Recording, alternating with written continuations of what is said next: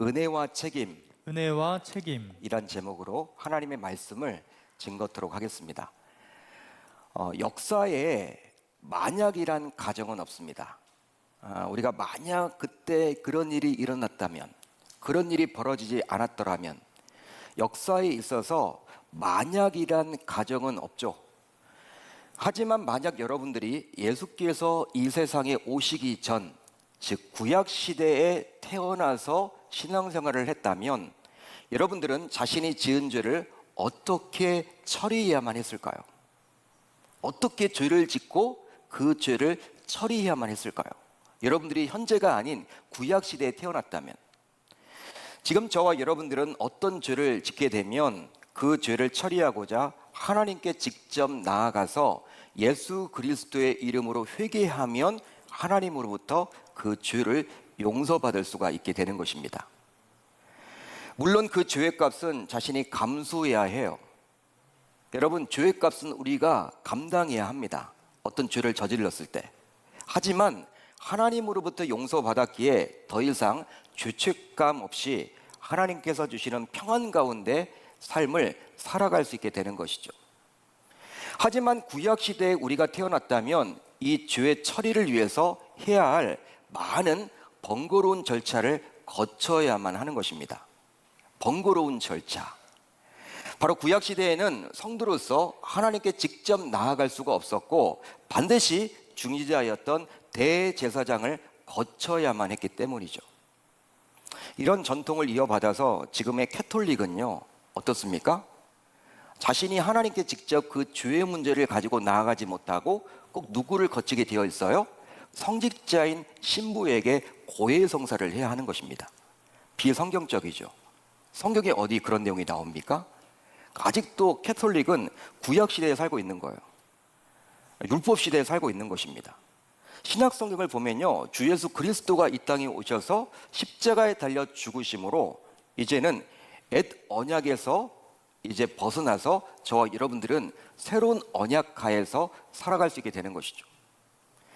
더욱이 우리가 구약시대에 태어났다면 우리는 유대인이 아닌 이방인인지라 아브라함 자손이 아니라는 이유만으로 구원받을 수 없다며 하나님의 뜻과는 상관없이 여러 유대인들에 의해서 많은 핍박과 박해도 받을지도 몰라요.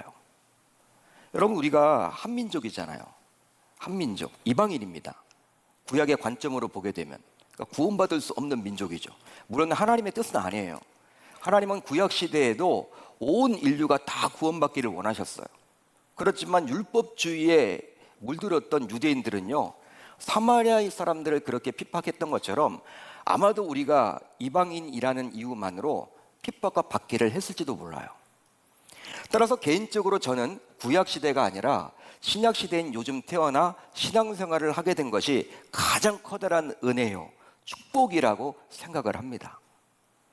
바로 예수 그리스도가 이 세상에 오셔서 십자가에 달려 죽음으로 옛 제도가 새 제도로 완전히 바뀌게 되었기 때문이죠. 실제로 히브리서를 묵상해 보면 유대교에서 인정하지 않았던 예수 그리스도가 얼마나 위대하고 또 큰 존재인지 저와 여러분들에게 변증을 해주고 있어요. 말씀을 해주고 있습니다. 특히 구약시대에서 하나님과 인간 사이를 중재했던 대제사장보다도 예수 그리스도가 더 우월한 존재라고 말을 해주고 있죠. 그래서일까요? 히브리서 4장 14절을 보면 예수를 가리켜서 대제사장보다도 더 큰 존재인 큰 대제사장이라고 말을 해줍니다. 제가 읽어드릴게요. 그러므로 우리에게 큰 대제사장이 계시니 승천하신 이 곧 하나님의 아들 예수시라. 우리가 믿는 도리를 굳게 잡을지어다. 할렐루야, 할렐루야. 구약에 있는 대제사장보다도 더 큰 대제사장이 바로 누구라는 거예요? 우리가 믿고 있는 예수 그리스도. 하지만 이런 큰 대제사장인 예수와는 달리 구약시대 대제사장은 죄성을 가진 연약한 사람인지라 하나님과 인간 사이를 온전히 중지할 수 없었습니다. 그러다 보니 1년에 한 번 있는 대속죄일에 이 대제사장은 자신과 백성들의 죄를 용서받고자 지성소에 들어갔어요. 그런데 하나님의 마음에 합당하지 않는 대제사장이었다면, 또 그런 삶을 지금까지 계속 살아왔다면 지성소에서 살아나오질 못합니다. 그냥 지성소에서 죽는 거예요. 하나님께 심판받는 거죠. 하나님이 여러분 죽여버립니다. 놀랍죠? 조용소 받는다는 것이요, 쉬운 일이 아니라는 거예요. 깨끗할 때만이, 정결할 때만이 받을 수 있는 거예요. 근데 대제사장이 사람이잖아요. 사람이다 보니까 죄를 짓습니다. 그러니까 이 죄를 잘 처리하지 못하고 정결 의식을 잘 하지 못하고 이 지성소에 들어가는 순간 이제 그냥 죽어버립니다. 나오질 못해요. 살아서.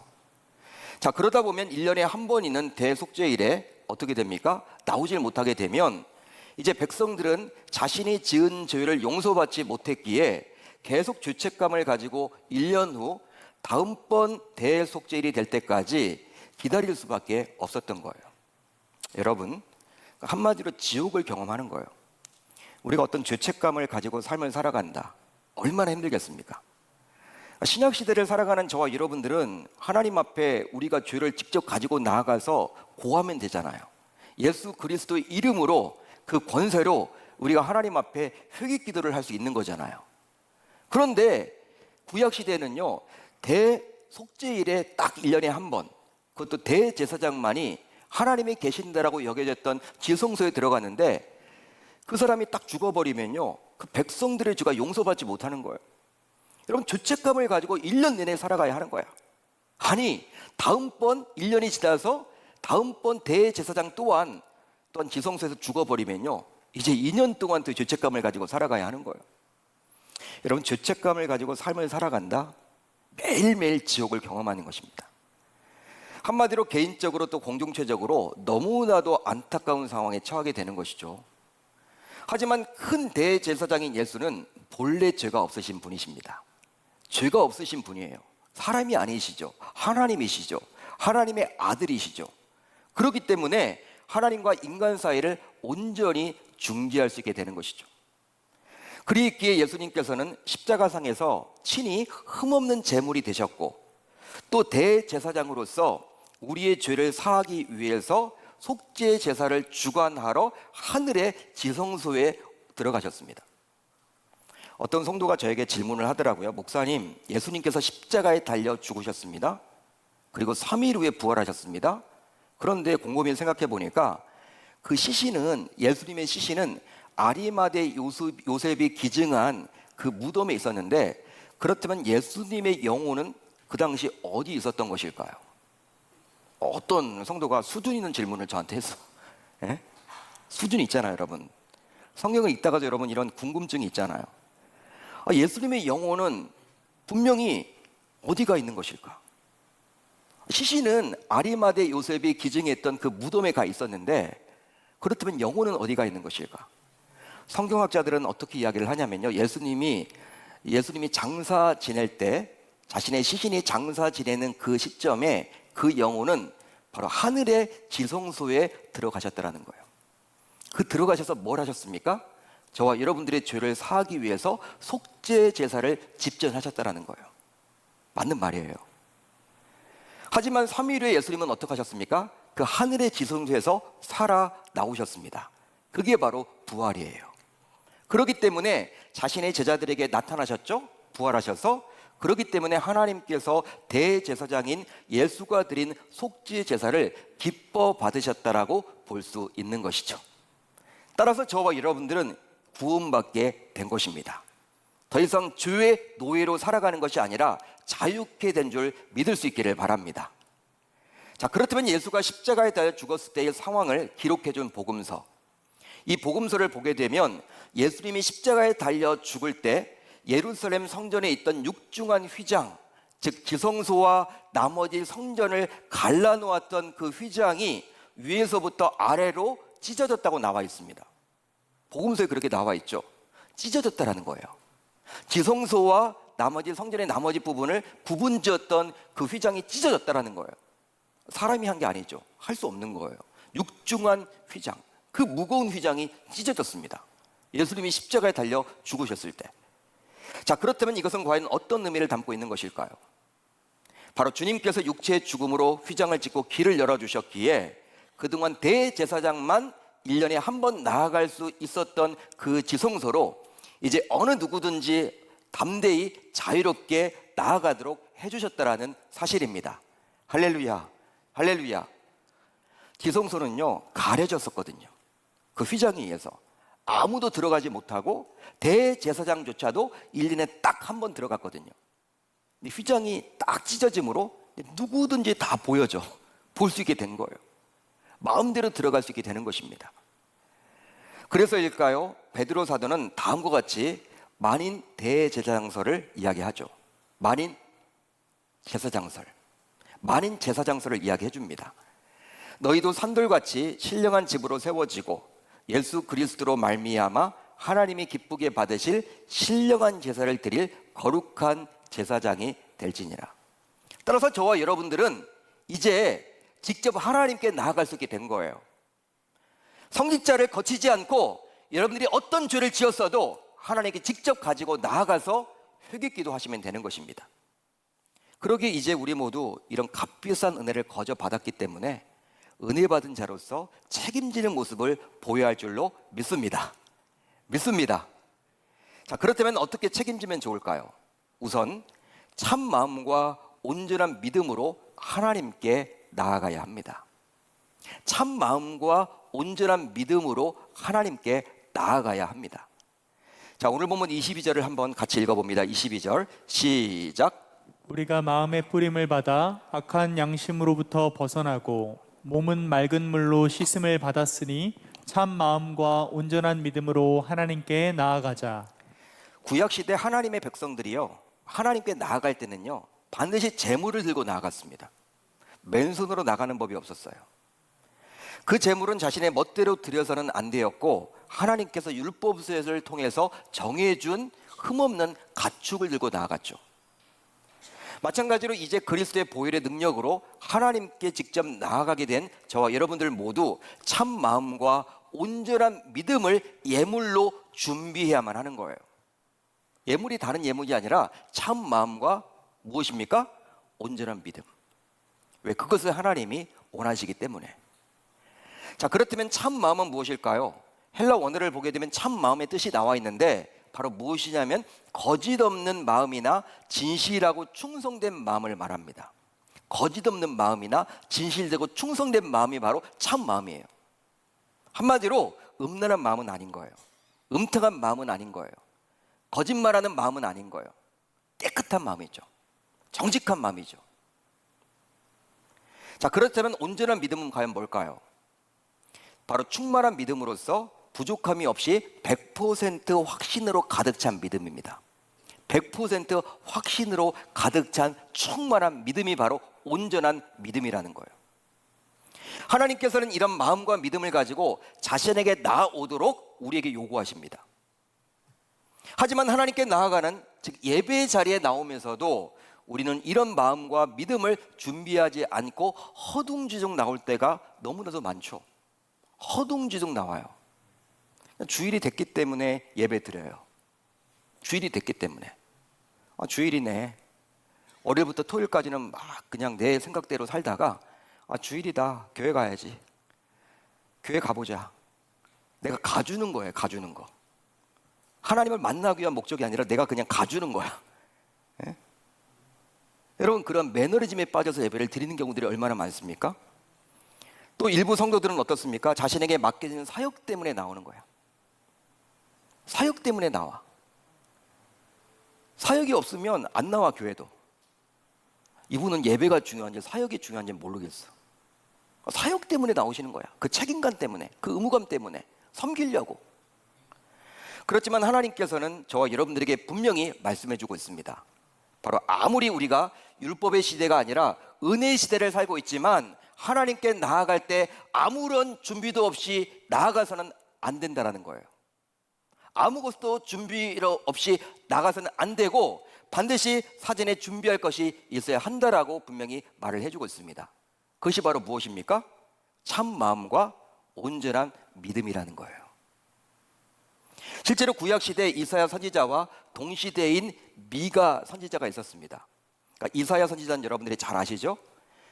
그와 동시대를 살았던 미가 선지자라는 분이 있는데, 그 미가 선지자는 당시 이스라엘 지도층의 영적 타락을 경고해주고 있습니다. 이스라엘 지도층은요, 종교 지도자들이었고 또 신앙생활을 오랫동안 해왔던, 하나님을 오랫동안 알아왔던 그들을 말하는 거예요.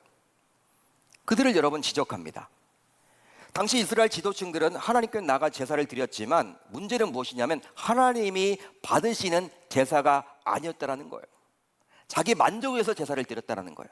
의무감에서 제사를 드렸다라는 거예요. 미가 선지자를 통해서 그들의 위선을 하나님은 경고해 줍니다. 여러분, 그들이 뭐 율법을 어긴 게 아닙니다. 율법에 나와 있는 대로 흠없는 것들을 가지고 하나님께 제사를 드렸어. 하나님은 질책을 합니다. 미가 선지자를 통해서. 아니라는 것이죠. 바로 그들은 마음에도 없는, 즉 형식적인 제사를 드렸기 때문에 하나님이 그렇게 노하신 거예요. 그러기에 하나님께서는 미가 선지자를 통해서 당시 이스라엘 지도층들에게 다음과 같이 경고를 해주므로 하나님께서 진정 원하시는 것이 무엇인지를 우리에게 알려주고 있어요. 그것은 바로 눈에 보이는 제물 안에 담긴 참 마음과 온전한 믿음이라는 거예요. 따라서 우리가 하나님께 드리는 예물인 헌금 안에도, 그냥 헌금 여러분 그냥 딱 내고 끝나는 것이 아니라 그 헌금 안에도 무엇이 담겨져 있어야 되냐면 우리의 참 마음이 담겨져 있어야 돼. 참 마음. 우리의 참 마음. 자발적으로 드리는 참 마음. 하나님을 향한 그 마음이 거기에 담겨져 있어야 하는 것이고 온전한 믿음이 거기에 담겨져 있어야 하는 것입니다. 자, 미가서 6장 6절로 8절을 볼까요? 이렇게 나와 있어요. 하나님은 미가 선지자를 통해서 이스라엘 지도층들을 지금 질책합니다. 내가 무엇을 가지고 여호와 앞에 나아가며 높으신 하나님께 경배할까? 내가 번제물로 일련된 송아지를 가지고 그 앞에 나아갈까? 여호와께서 천천의 수량이나 만만의 강물 같은 기름을 기뻐하실까? 내 허물을 위하여 내 맏아들을 내 영혼의 죄로 말미암아 내 몸의 열매를 드릴까?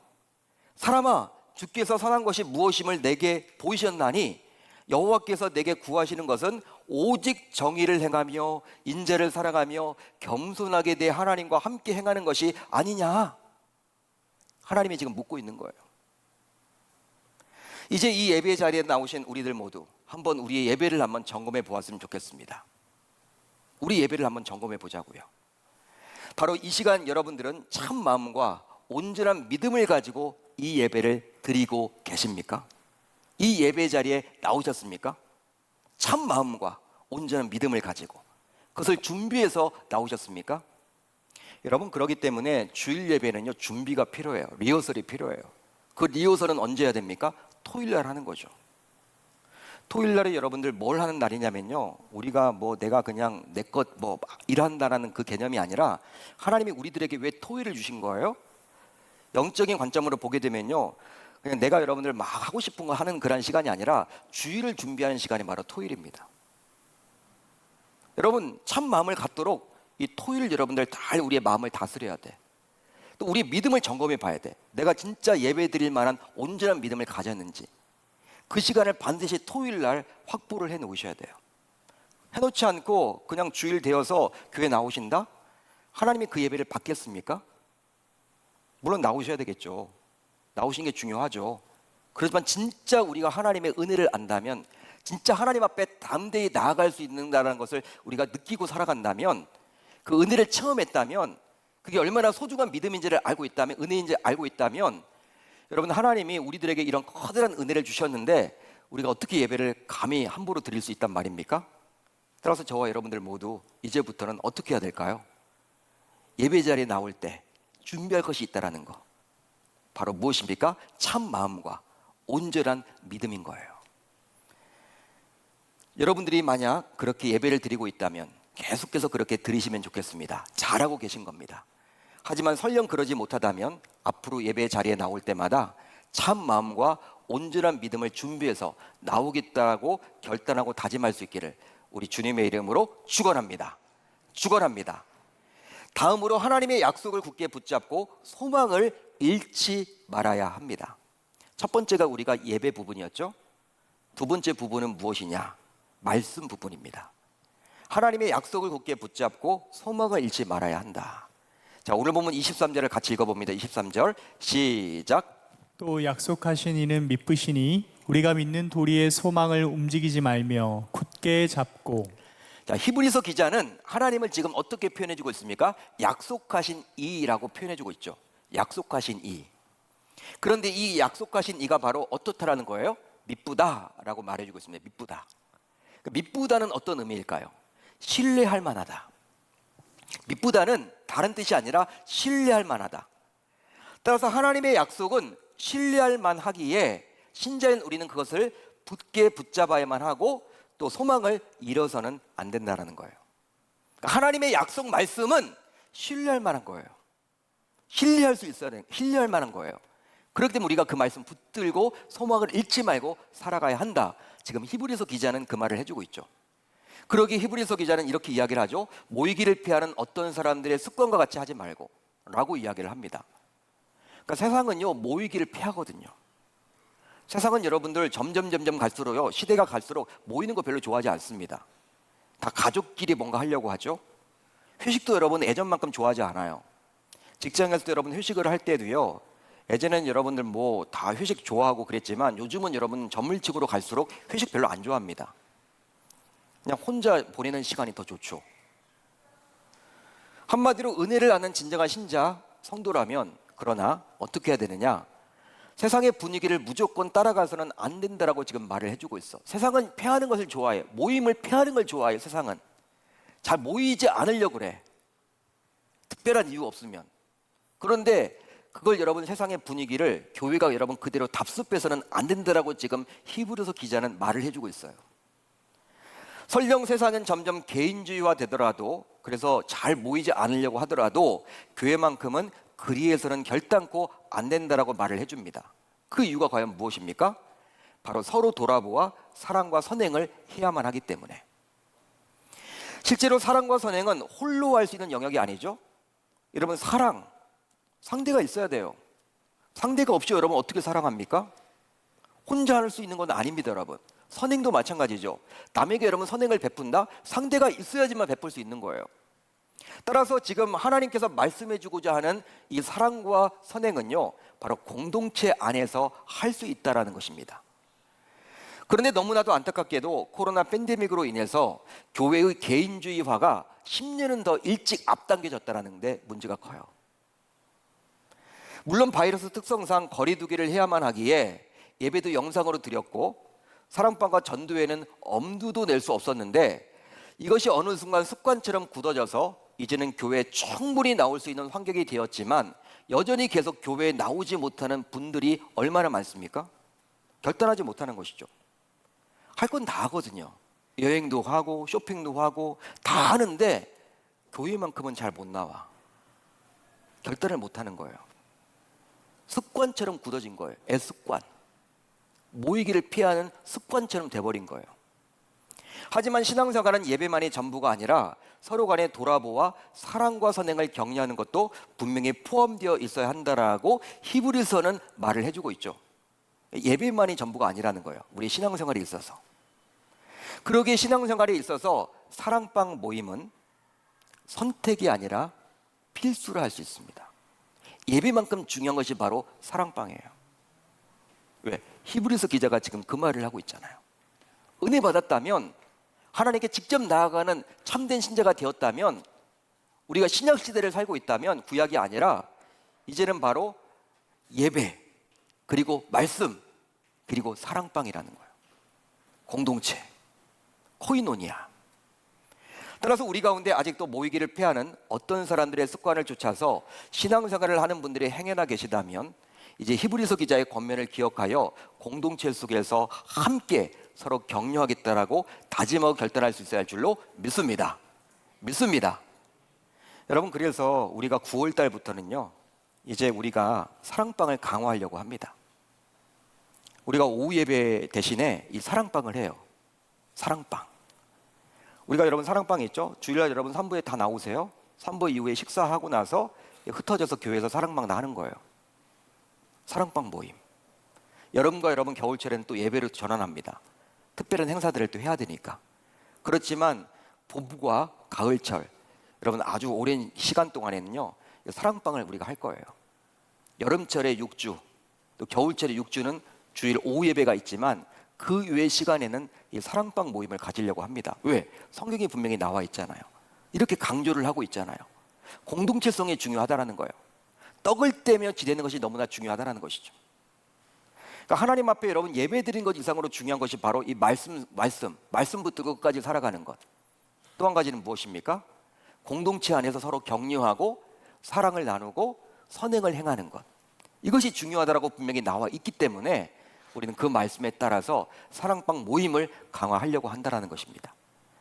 이제 말씀을 정리하겠습니다. 그리스도로 인해 하나님께 직접 나아갈 수 있게 된 그 놀라운 은혜를 기억한다면 우리 모두 이제 세 가지 책임을 다해야만 할 줄 믿어요. 그것이 바로 무엇입니까? 바로 예배 자리에 나오실 때 어떻게 하셔야 됩니까? 준비하시라는 거예요. 참 마음과 또 무엇? 온전한 믿음. 또 한 가지는 무엇입니까? 세상의 가치관을 쫓아가는 것이 아니라 신뢰할 만한 하나님의 말씀을 붙잡고 천국 가는 그날까지 끝까지 승리하라는 것이죠. 세 번째는 무엇입니까? 사랑방에 관심을 가지고 사랑방에 잘 참여해서 성도의 교제를 나누고 또 사랑과 선행을 해나가는 저와 여러분들이 다 되셨으면 좋겠습니다. 이 세 가지 책임을 다함으로 은혜 받은 자로서 책임지는 자세를 보이는 저와 여러분들 모두 되실 수 있기를 우리 주님의 이름으로 축원합니다. 축원합니다.